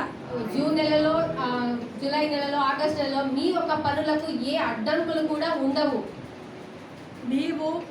మీరు ಕೆಲಸ ಮಾಡಲಿಕ್ಕೆ ಆಗದೆ ಇರುವಷ್ಟು ಮಟ್ಟಿಗೆ పనులు చేయడానికి వీలు కాకున్నంతగా ಅಷ್ಟು ಕರ್ತನಾದ ದೇವರು అంతగా ಹೊಸ ప్రభు మీకు ಕೆಲಸವನ್ನ కొత్త పనులను ನಿಮ್ಮ ಬಳಿಗೆ ಆತನು మీ ಕೊಡುವಾತನಾಗಿದ್ದಾನೆ. యొద్దకు ఆయన రప్పించే దేవుడు ಹೊಸ అయినాడు. ಕೆಲಸವನ್ನು ಹುಡುಕಿಕೊಂಡು కొత్త ಬರುವಂತನಾಗಿ. పనులు మీ యొద్దకు వెతుకొని వచ్చేటట్టు ప్రభు చేసే దేవుడు అయినాడు. ಹಲ್ಲೆಲೂಯಾ. హల్లెలూయా. ಅದಕ್ಕೆ ಸಹಾಯವಾಗಿ దానికి సహాయంగా ನೀವು ಬೇರೆಯವರನ್ನ ಕರ್ಕೊಳ್ಬೇಕಾಗಿದೆ. దానికి ఇంకొకరిని మీరు పిలుచుకోవాల్సి వస్తుంది. ಅಷ್ಟರ ಮಟ್ಟಿಗೆ ಕರ್ತನಾದ ದೇವರು ನಿಮ್ಮ ನಡೆಸುವಾತನಾಗಿದ್ದಾನೆ. అంతగా ప్రభు మిమ్మల్ని నడిపించే దేవుడు ಆತನು అయినాడు. ಹೇಳ್ತಾನೆ, ఆయన అంటారు, ಬರಗಾಲದಲ್ಲಿ ನಾನು ನಿಮ್ಮನ್ನ ಪೋಷಿಸ್ತೇನೆ. క్షామకాలం అందు కూడా నేను మిమ్మల్ని పోషిస్తాను అని ಬರಗಾಲ అంటున్నాడు. ಅನ್ನುವುದು ದೇವರ ಮಕ್ಕಳಿಗೆ ಅಲ್ಲ, క్షామకాలం అనేటువంటిది దేవుని బిడ్డలకు కాదు. ಕೆಲಸ ಇಲ್ಲದೆ ಇರುವಂತದ್ದು పనులు లేకుండా ఉండడం ಅದು అనేటువంటిది ದೇವರ ಮಕ್ಕಳಿಗೆ ಅಲ್ಲ. అది దేవుని బిడ్డలకు కాదు. ಆತನು ಹೇಳ್ತಾನೆ, ప్రభు అంటారు, ನಾನು ಆಲ್ರೆಡಿ ನಿನಗಾಗಿ ಎಲ್ಲವನ್ನ ಕೊಟ್ಟಿದ್ದೇನೆ ಎಂಬುದಾಗಿ. నేను నీ కొరకు ఆల్రెడీ అన్నిటిని ఇచ్చి ఉన్నాను అని అంటున్నారు. ಹಲ್ಲೆಲೂಯಾ. హల్లెలూయా. ನಾವು ಅನ್ಕೊಳ್ತಾ ಇರ್ತೇವೆ, మనం అనుకుంటూ ఉంటాము, ಯಾವುದೋ ಒಂದು ಕ್ಷೇತ್ರದಲ್ಲಿ ఏదో ఒక క్షేత్రంలో ನಾವು ಕೆಲಸಕ್ಕೆ ಟ್ರೈ ಮಾಡ್ತಾ ಇರ್ತೇವೆ, పనులకు ట్రై చేస్తూ ఉంటాము. ಆದ್ರೆ అయితే ಅದು ಲೋಕದವರಿಗೆ ಸಿಗದೇ ಇರ್ಬೋದು, అది లోకపు వాళ్ళకు ಆದ್ರೆ దొరకకపోయినచ్చు. ದೇವರ ಮಕ್ಕಳಿಗೆ అది దేవుని ಅದು బిడ్డలకు ಖಂಡಿತ ಅದು ಸಿಗುವಂತದ್ದಾಗಿರುತ್ತೆ, ఖచ్చితంగా అది దొరికేదిగా ఉంటుంది. ಖಂಡಿತ ಅದು ಸಿಗುವಂತದ್ದಾಗಿರುತ್ತೆ. ఖచ్చితంగా అది దొరికేదిగా ಇವತ್ತು ఉంటుంది. ನಾವು ಚರ್ಚಿಗೋಸ್ಕರ ಹೋಗೋದಿಲ್ಲ, ಒಂದು ಲ್ಯಾಂಡ್ ಅನ್ನ ನಾವು ಎದುರು ನೋಡ್ತಾ ಇದ್ದೇವೆ. ఈ రోజు మన మందిరం కొరకు ఒక స్థలాన్ని మనం ఎదురు చూస్తూ ఉన్నాము.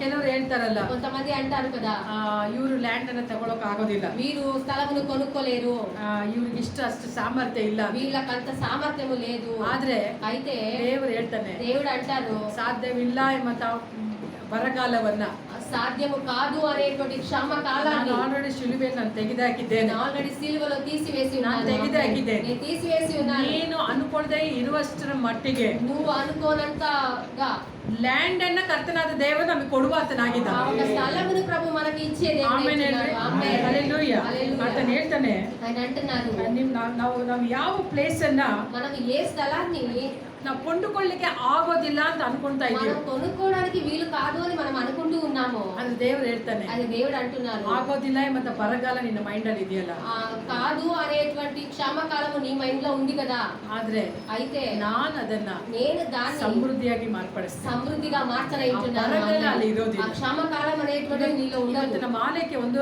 ಕೊರತೆ ಇದೆ, ఈ ఒక మందిరానికి ఒకే ఒక కొరత ఉంది, ಒಂದೇ ಒಂದು ಬರಗಾಲ. ఒకే ఒక క్షామకాలం ఉంది. ಏನದು? ఏమది? ಸೈಟ್ ಇಲ್ಲ ಅನ್ನಂಥದ್ದು. స్థలము లేదు ಆದ್ರೆ అనేటువంటిది. ದೇವರು ಹೇಳ್ತಿದ್ದಾನೆ, అది దేవుడు అంటున్నాడు, ಮಹಾ ಬರಗಾಲದಲ್ಲಿ ನಾನು ನಿನ್ನನ್ನು ಪೋಷಿಸ್ತೇನೆ. మహా క్షామకాలమందు కూడా నేను నిన్ను పోషిస్తాను. ಮಹಾ ಬರಗಾಲ ಅಂತಂದ್ರೆ మహా క్షామకాలము ಇವತ್ತು అంటే ನಮ್ಮ ಹತ್ರ ಲ್ಯಾಂಡ್ ಕೊಂಡ್ಕೊಳ್ಳಿಕ್ಕೆ ಹಣ ಇಲ್ಲ, ఈ రోజు మా దగ్గర స్థలం కొనుక్కోవడానికి డబ్బులు లేదు, ಅದಕ್ಕೆ ಬೇಕಂತ ಸ್ಪಾನ್ಸರ್ಡ್ ಇಲ್ಲ, దానికి కావాల్సిన స్పాన్సర్డ్ లేడు. ಆದ್ರೆ ದೇವರು ಹೇಳ್ತಿದ್ದಾನೆ, అది దేవుడు అంటూ ఉన్నాడు, ಮಹಾ ಬರಗಾಲ ನಿನ್ನ ಮಧ್ಯೆ ಇರ್ಬೋದು, మహా క్షామకాలం నీ మధ్య ಅದರ ఉండొచ్చు. ಮಧ್ಯದಲ್ಲೇ ಪೋಷಿಸಿ ನಿನಗೆ ಲ್ಯಾಂಡ್ ಅನ್ನು ನಾನು ಕೊಡ್ತೇನೆ ಎಂಬುದಾಗಿ. దాని మధ్యలో నిన్ను పోషించి నేను నీకు స్థలమును అందజేస్తానని ప్రభు అంటూ ఉన్నారు. ಹಲ್ಲೆಲೂಯಾ. హల్లెలూయా. ಆದರೆ ಮಹಾ ಬರಗಾಲದಲ್ಲಿ ಅದನ್ನು ಪೋಷಿಸುವಾತನಾಗಿದ್ದಾನೆ. అంటే మహాక్షామ కాలమందు ప్రభు మమ్మల్ని పోషించే దేవుడు అంటున్నాడు. ಮೂರನೇದಾಗಿ ನೋಡುವಾಗ మూడవదిగా మనం చూస్తున్నాము, ತಂಪಾದ ತೋಟಕ್ಕೆ ನೀವು ಸಮಾನವಾಗಿರುವುದು ಎಂಬುದಾಗಿ. నీవు నీరు కట్టిన తోటలకు సమానముగా మీరు ఉన్నారు. ತಂಪಾದ ತೋಟಕ್ಕೂ ನೀರಿಗೆ ಮೋಸವಿಲ್ಲದ ಬುಗ್ಗೆಗೂ ನೀವು ಸಮಾನರಾಗಿದ್ದೀರಾ. మీరు నీరు కట్టిన తోటలను ఎప్పుడు ఉపుకుచుండు నీటి ఊటలను ఉన్నారు అని చెప్తున్నాడు. ತಂಪಾದ ತೋಟ ಹೇಗಿರುತ್ತೆ? ఒక చల్లనైన ఒక తోట ఏ విధంగా ఉంటుంది? ಹೇಗಿರುತ್ತೆ? ఏ విధంగా ఉంటుంది? ತೋಟ ಹೆಂಗಿರುತ್ತೆ? తోటలు ఏ విధంగా ఉంటాయి? ನಿದ್ರೆ ಮಾಡ್ತಿದ್ದೀರಾ? ಹಸಿರಿಗಿರುತ್ತಾ? ತೋಟ ಹೇಗಿರುತ್ತೆ? ತೋಟ ಹೆಂಗಿರುತ್ತೆ?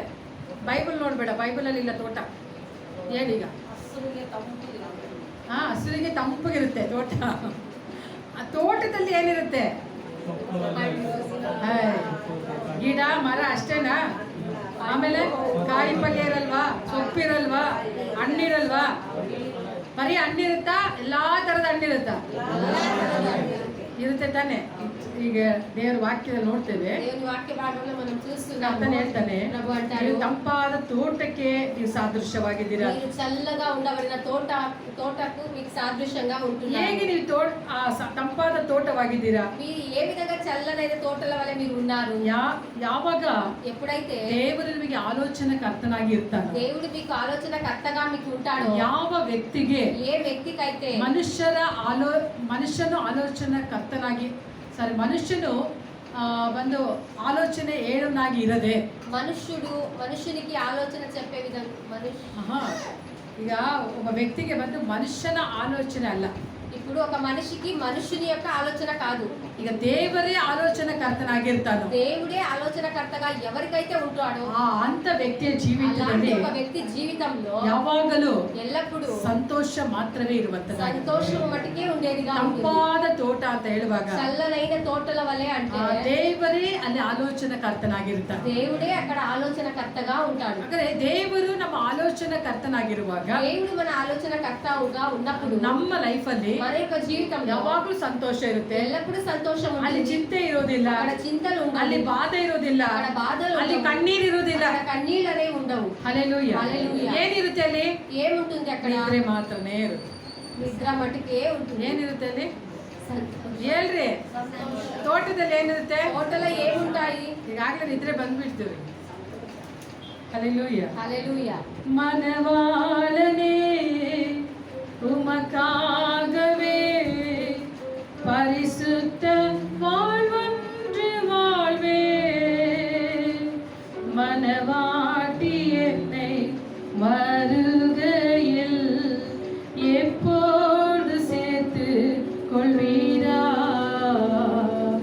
மனவாளனே உமக்காகவே பரிசுத்த வாழ்வொன்று வாழ்வே. மனவாட்டி என்னை வருகையில் எப்போது சேர்த்து கொள்வீரா? உம்மார்பில் சாய்ந்தாலே சுகமே. இணைந்தால் ஜெயமே.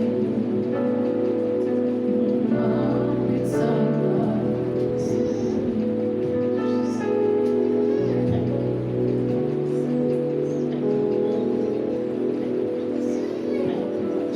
ನಾವು ಹಾಗೆ ನಿಂತುಕೊಂಡು ಮಾಡಿ ನಾವು ಸ್ವಲ್ಪ ಸಮಯ ನಾವು ಕರ್ತನನ್ನು ಆರಾಧಿಸಿ మనము లేచి నిలబడి కాసేపు దేవుని మనం ఆరాధిస్తాం. மனவாளனே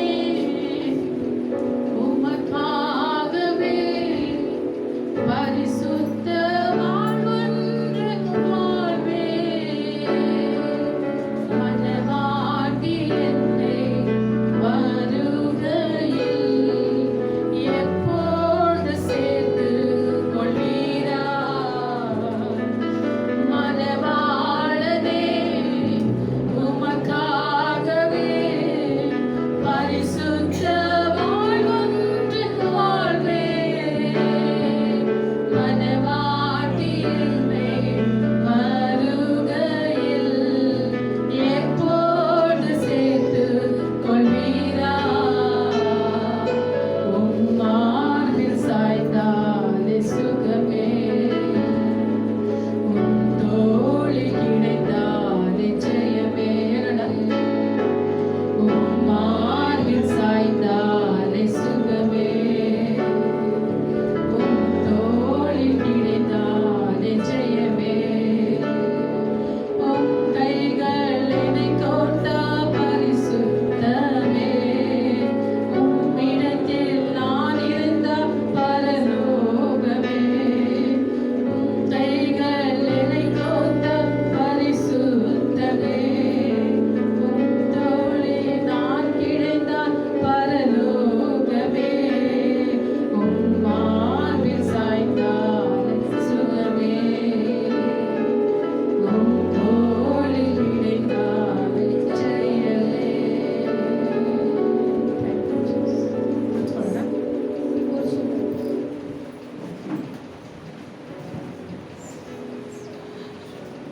ತಂಪಾದ ತೋಟಕ್ಕೆ ನೀವು ಸಮಾನವಾಗಿದ್ದೀರಾ. చల్లనైన తోటలకు మీరు సమానముగా ఉన్నారు.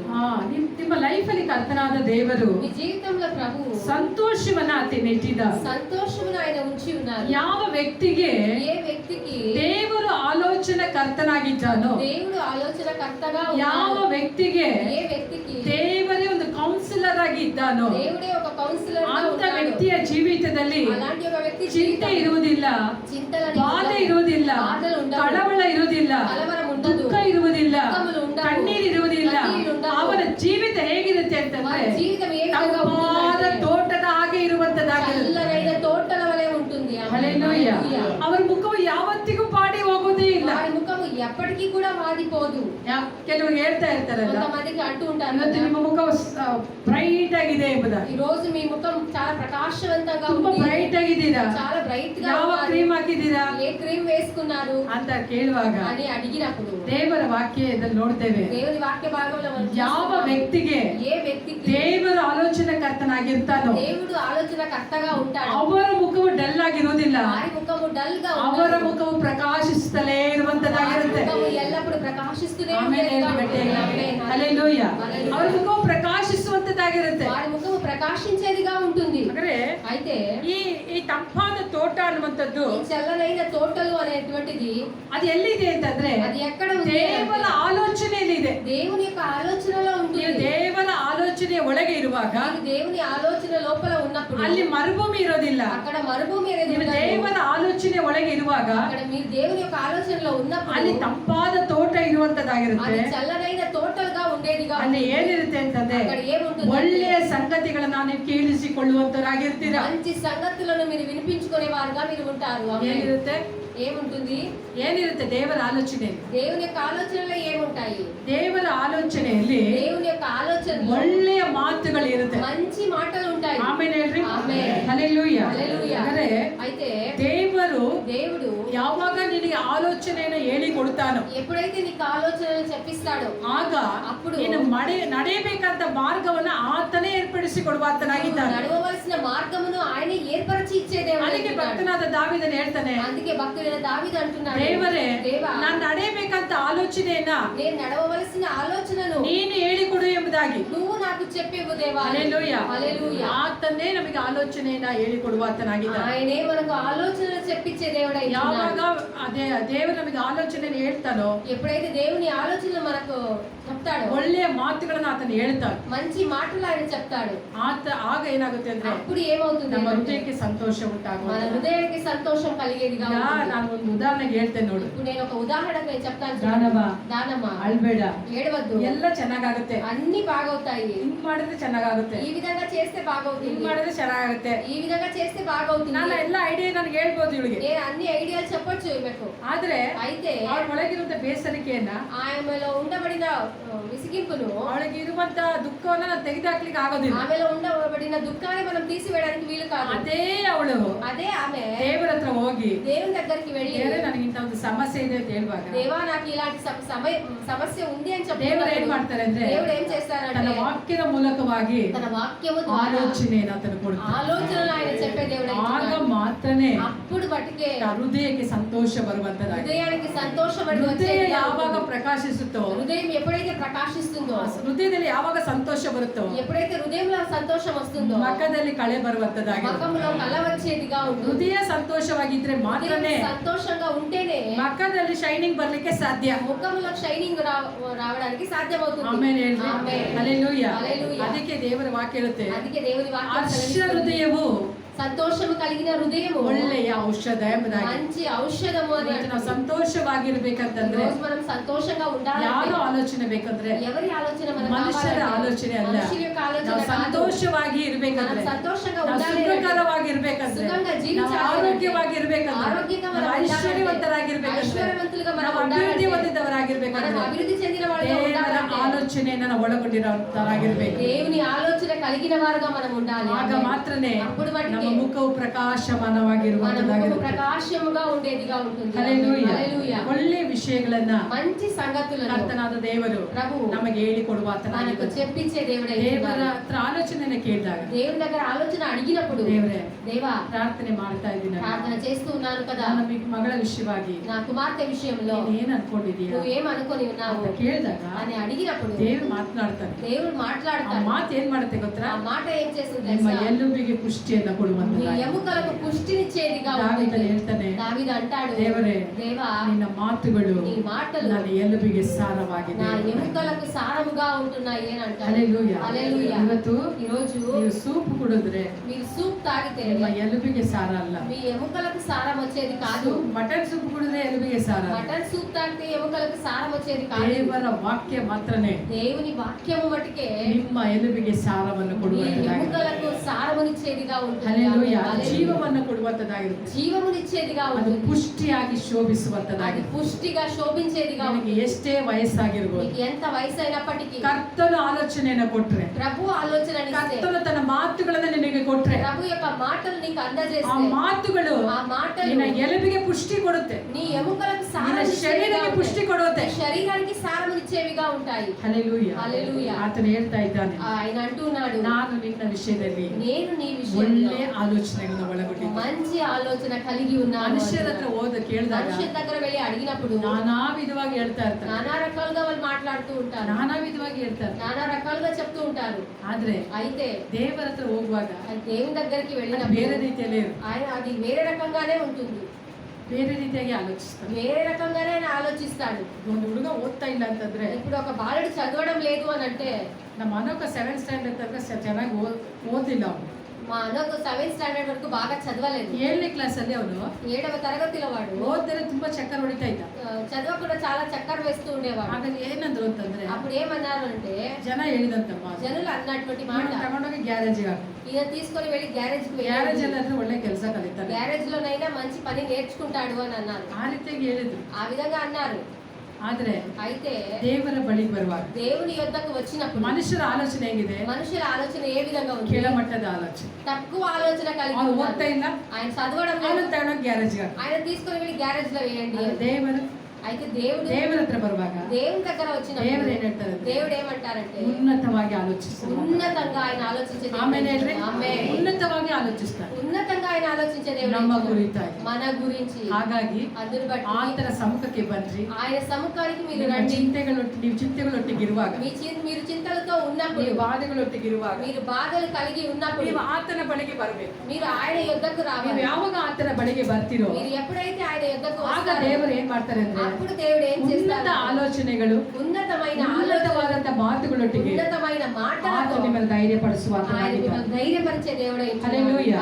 ನಾಲ್ಕನೇದಾಗಿ ನೋಡುವಾಗ మనము నాలుగవదిగా ನೀವು చూసినప్పుడు ತೋಟದ ಹಾಗೆ ಇದ್ದೀರಾ. మీరు తోటల వలె ఉన్నారు. ನೀವು ಹೇಗಿದ್ದೀರಾ? మీరు ఏ విధంగా ನೀವು ఉన్నారు? ತೋಟದ ಹಾಗೆ మీరు ಇದ್ದೀರಾ. తోటల వలె ఉన్నారు. ತೋಟದಲ್ಲಿ ಏನಿದೆ? తోటలో ಫಲ ఏమున్నాయి? ಇದೆ, ఫలములు ఉన్నాయి, ಸೊಪ್ಪು ಇದೆ, సొప్పు ఉంది, ಎಲ್ಲಾ ತರದ ಹಣ್ಣು ಮರಗಳಿದೆ, అన్ని రకాల కూరగాయలు కూడా ఉన్నాయి, ಪళ్ళు. పళ్ళు కూడా ఉన్నాయి. ನೋಡುವಾಗ మనం చూసినప్పుడు ದೇವರು ಏನ್ ಮಾಡಿದ್ದಾನೆ ಅಂದ್ರೆ దేవుడు ఏం చేశాడు? ತೋಟದಲ್ಲಿ తోటలో ಒಂದು ಮರ ಇಡೋದಿಲ್ಲ. ఒక్క చెట్టు ఉంచలేదు. ತೋಟದಲ್ಲಿ తోటలో ಏದೇನಿದೆ? ఏదేనులో ಏದೇನಿನಲ್ಲಿ ಒಂದು ಮರ ಇಲ್ಲ. ఒక చెట్టు లేదు. ಏದೇನಲ್ಲಿ ಏನಿದೆ? ఏదేనులో ఏముంది? ಎಲ್ಲಾ ತರದ ಹಣ್ಣು ಮರಗಳಿವೆ. అన్ని రకాల చెట్లు, పండ్ల చెట్లు ಹಾಗೆಯೇ ఉన్నాయి. అదే విధంగా ನಮ್ಮ ಲೈಫ್ ಅಲ್ಲಿಯೂ మన జీవితంలో కూడా ಕರ್ತನ ಏನ್ ಮಾಡಿದ್ದಾನೆ ప్రభు ಅಂತಂದ್ರೆ ఏం చేసి ఉన్నారు? ಎಲ್ಲಾ ತರದ ಆಶೀರ್ವಾದವನ್ನು ಆತನ ಇಟ್ಟಿದ್ದಾನೆ. అన్ని రకాల ఆశీర్వాదములు ప్రభు ఉంచి ಏನ್ರಿ ಆಮೇಲೆ ఉన్నారు. ಏನ್ರಿ? ఆమేన్. ಅಲ್ಲಿ ನೋಡ್ಬೇಡ್ರಿ, ಅಲ್ಲಿ ನೋಡಿದ್ರೆ ನಿಮ್ಗೆ ಏನ್ ಸಿಗಲ್ಲ. ಎಲ್ಲಾ ತರದ ಆಶೀರ್ವಾದನ ಆತನ ಇಟ್ಟಿದ್ದಾನೆ. అన్ని రకాల ఆశీర్వాదములు ప్రభు ఉంచి ఉన్నారు. ತೋಟದಲ್ಲಿ ಎಲ್ಲಾ ತರದ ಹಣ್ಣಿನ ಮರ ಇರುವಾಗ తోటలో అన్ని రకాల పళ్ళ చెట్టు ఉన్న విధంగా ನಮ್ಮ ಲೈಫ್ ಅಲ್ಲಿಯೂ మన జీవితంలో కూడా ಎಲ್ಲಾ ಕ್ಷೇತ್ರದಲ್ಲಿ ನಮಗೆ ಆಶೀರ್ವಾದ ಇದೆ. అన్ని క్షేత్రంలో మనకు ఆశీర్వాదం ನೀವು ఉంది. ಅದನ್ನ ಚೆನ್ನಾಗಿ ತಿಳ್ಕೊಳ್ಬೇಕು. మీరు దాన్ని బాగా తెలుసుకోవాలి. ದೇವರ ವಾಕ್ಯ ಹೇಳುತ್ತೆ, దేవుని వాక్యం సెలవిస్తుంది, ಪ್ರಿಯನೇ ప్రియురాలా ನೀನು మీరు ಆತ್ಮದಲ್ಲಿ ಬಾಳೋ ಪ್ರಕಾರವಾಗಿ ఆత్మలో జీవించినట్లుగా ಎಲ್ಲಾ ವಿಷಯದಲ್ಲಿಯೂ అన్ని విషయాల్లో ಅಭಿವೃದ್ಧಿ ಹೊಂದಿ అభివృద్ధి చెంది ಬಾಳಬೇಕೆಂಬುದೇ జీవించాలి ದೇವರ అనేది ಚಿತ್ತವಾಗಿದೆ. దేవుని చిత్తమై ఉంటున్నది. ఆమేన్. ತೋಟದಲ್ಲಿ తోటలో ಒಂದು ಮರ ಇಲ್ಲ, ఒక విధమైన చెట్టు కాదు, ಅನೇಕ ಹಣ್ಣಿನ ಮರಗಳಿವೆ. చాలా రకాల పళ్ళ చెట్లు ఉన్నాయి. ಹಾಗೆಯೇ అదే విధంగా ದೇವರ ಆಲೋಚನೆ ಒಳಗೆ ನೀನು ಇರುವಾಗ దేవుని ఆలోచనలో నువ్వు ఉన్నప్పుడు ದೇವರು ನಿನಗೆ ಒಂದು ಆಶೀರ್ವಾದವನ್ನು ಮಾತ್ರ ಕೊಡೋದಿಲ್ಲ, దేవుడు ఒక్క రకమైన ఆశీర్వాదం మట్టికి నీకు ఇవ్వడు.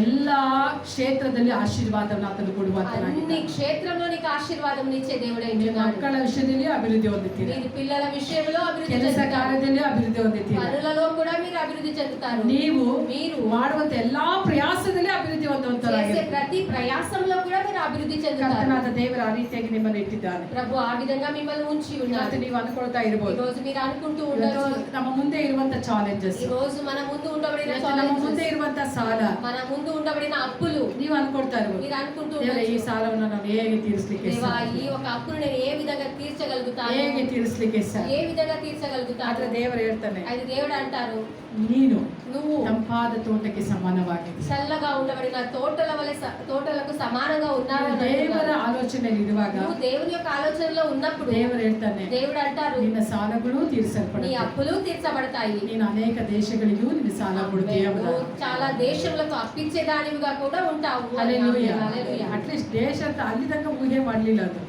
దేశములకు అప్పించేంతగా మీరు ఊహించకపోయినా ಅಟ್ಲೀಸ್ಟ್ ನೆರೆ ಮನೆಯವರಿಗಾದ್ರೂ ಸಾಲ ಕೊಡುವಾಗ ಊಹಿಸ್ಕೊಂಡ್ರೆ ಸಾಕು. ఇరుగు పొరుగు వారికైనా అప్పించే వారిగానైనా మీరు ఊహించుకోండి. ಕರ್ತನು ನಿಮ್ಮನ್ನ ಆ ರೀತಿಯಾಗಿ ನಡೆಸುವಾತನಾಗಿದ್ದಾನೆ. ప్రభు ఆ విధంగా మిమ్మల్ని నడిపించే దేవుడు. ಯಾಕಂದ್ರೆ ದೇವರ ವಾಕ್ಯ ಹೇಳುತ್ತೆ, ఎందుకంటే దేవుని వాక్యం ನೀತಿವಂತನ సెలవిస్తుంది, ಬಾಯಿ నీతివంతుల ಜೀವಧಾರೆಯಾಗಿದೆ, జీవధారలుగా ఉన్నాయి. ಆ ಜೀವಧಾರೆ ಒಳಗೆ ఆ జీవధారలు ಒಳ್ಳೆಯ ಮಾತುಗಳು ಹೊರಟು ಬರುವಂತದಾಗಿದೆ. మంచి మాటలు అవి బయలుదేరేవిగా ఉంటాయి. ಈ ಒಳ್ಳೆ ಸಂಗತಿಗಳನ್ನ ಮಾತನಾಡುವಾಗ మీరు మంచి మంచి సంగతులను మాట్లాడినప్పుడు ಒಳ್ಳೆಯದು ನಿಮ್ಮ ಒಳಗಿಂದ ಬರುವಂತದ್ದಾಗಿದೆ. మంచిదే మీ లోపల నుండి వచ్చేది. ಜೀವಧಾರೆಗಳು ಹೊರಟು ಬರುವಂತದ್ದಾಗಿದೆ. జీవధారలు బయలుదేరేవిగా ಒಳ್ಳೆ ఉంటాయి. ಕಾರ್ಯಗಳನ್ನು ಆತನು ಮಾಡುವ మంచి కార్యములను ఆయన జరిగించే దేవుడు. ಆತನು ನಿಮಗೆ ಹೇಳ್ತಾ ఈ ಇದ್ದಾನೆ, రోజు ఆయన మీతో చెప్తూ ఉన్నాడు, ನಾನು ಮಾತ್ರನೇ నేను మటుకే ಅತಿಶಯನಾದಂತ అతిశయము ಆಲೋಚನಕರ್ತನಾಗಿದ್ದೇನೆ. ఆలోచనాకర్త ನಿನ್ನ అయింటున్నాను. ಕುರಿತಾಗಿ, నీ గురించి, ನಿನ್ನ ಮಕ್ಕಳ నీ ಕುರಿತಾಗಿ, బిడ్డల గురించి, ನಿನ್ನ ಮನೆಯ ಕುರಿತಾಗಿ, నీ ఇంటి ನಿನ್ನ గురించి, ಯಜಮಾನನ నీ ಕುರಿತಾಗಿ, భర్త గురించి,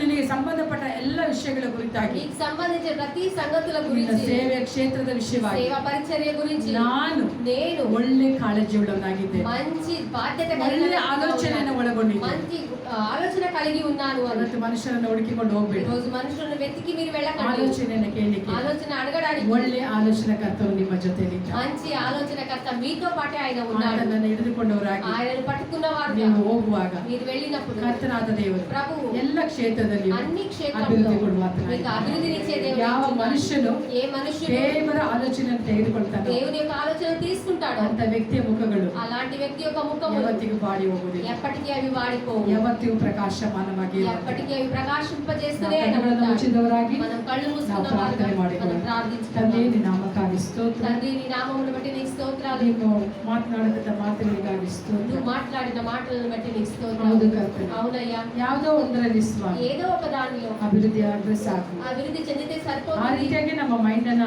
ఆ విధంగా మా మైండ్ ను ನಾವು మేము ತರಬೇತಿ ಮಾಡಿದ್ದೇವೆ ಸ್ವಾಮಿ. మార్చుకొని ఉంటున్నాము. ಟ್ರೈನಿಂಗ್ ಕೊಟ್ಟಿದ್ದೇವೆ. మేము దానికి ట్రైనింగ్ ఇచ్చున్నాము. ಅದು ನಿಮ್ಮ ವಾಕ್ಯ ಹೇಳುತ್ತೆ. అయితే మీ వాక్యం ನಾನು సెలవిస్తుంది, ಎಲ್ಲ ಕ್ಷೇತ್ರದಲ್ಲಿ ಅಭಿವೃದ್ಧಿ నేను ಹೊಂದಬೇಕು. ప్రతి క్షేత్రంలో అభివృద్ధి చెందాలి. ನನ್ನ ಮನೆಯಲ್ಲಿ ಅಭಿವೃದ್ಧಿ ಹೊಂದಬೇಕು. నా ఇంట్లో అభివೃದ್ಧి ನಾನು చెందాలి. ಮಾಡುವಂತ ಕೆಲಸದಲ್ಲಿ ಅಭಿವೃದ್ಧಿ నేను ಹೊಂದಬೇಕು. చేసే పనులలో అభివృద్ధి ನಾನು చెందాలి. ಯಾವ ಕೆಲಸ ನನಗೆ ಮಾಡ್ಲಿಕ್ಕೆ ಬರಲ್ಲ ಅಂತ ಅನ್ಕೊಂಡಿದ್ದೀನಿ, ఎందుకంటే ఏ పని అయితే నేను చేయలేకపోతున్నానో అని ಆ అనుకున్నాను, ಕೆಲಸದಲ್ಲಿ ನಾನು ಅಭಿವೃದ್ಧಿ ಹೊಂದಿ ನಾನು ತೋರಿಸ್ಬೇಕು. ఆ పనులలో కూడా నేను అభివృద్ధి చెంది చూపించాలి. ಆ ರೀತಿಯ ಒಂದು ಆಲೋಚನೆಯನ್ನು ఆ ಸ್ವಾಮಿ విధమైన ఒక ఆలోచనలు ನಮಗೆ ಅನುಗ್ರಹಿಸಿಕೊಡು మాకు ಸ್ವಾಮಿ. అనుగ్రహించండి దేవా.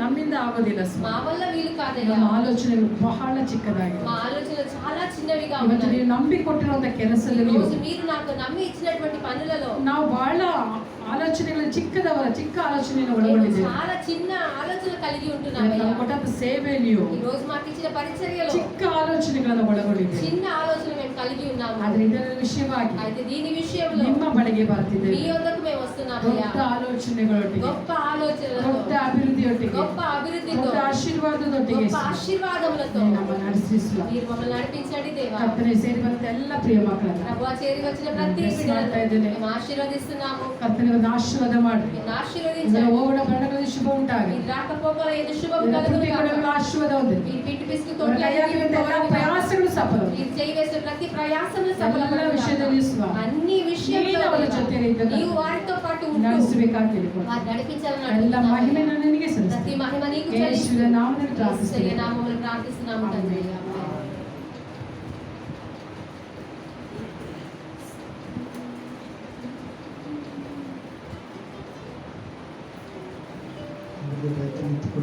ಪ್ರಯತ್ನ